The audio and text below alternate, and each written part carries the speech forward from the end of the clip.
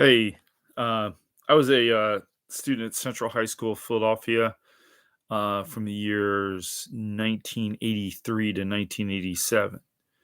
Prior to going to Central High School, I went to the Episcopal Academy from whatever 1974 to 1983, and then I switched uh, after eighth grade.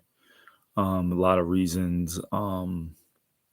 Then it was a bit of a cultural shock because at Episcopal it had been all white, all male from 1785 till 1970s, maybe 60s, and then Central had been all male until 1983, 1984, and so that was interesting. And then uh, Central had been the second oldest all male high school in the history of the country. I think Boys Latin in Boston is still an all male public high school.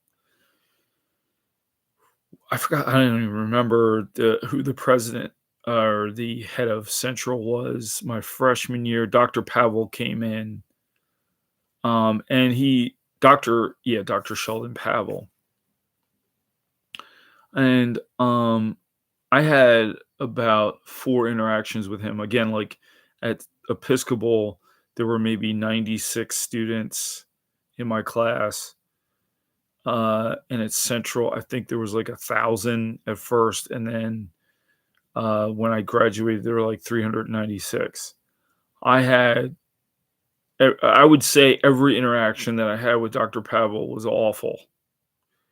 One, I was dating a white, female, very attractive. And I remember I was standing in the office and she was there, and he showed her my SAT scores. And said something like, "This is your boyfriend? Like, this is how this is the guy you want to go out with?" I mean, totally inappropriate. Then I probably could have sued him for that, giving away my private information. But he's that kind of a pretentious jerk. Then he's supposed to, like, people celebrate him as some kind of great educator. He was horrible. And then there was an incident when they used to have, like, these big parties at Central High School on Friday nights, and they started to become violent. And I really was trying to figure out, what was going on. And at that time, I was writing for the Central Lancer newspaper, and the Centralizer, I think it was called. And so I wanted to write a story about why there were no more parties. And this is a guy who showed absolutely no interest in me as a student ever.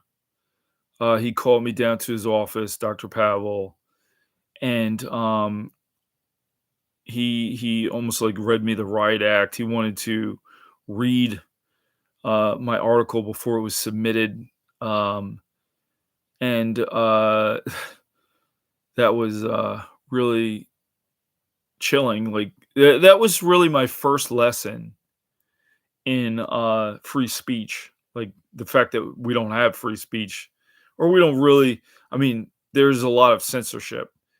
He said that if that was in the newspaper, like, that would dissuade eighth graders from wanting to come to Central.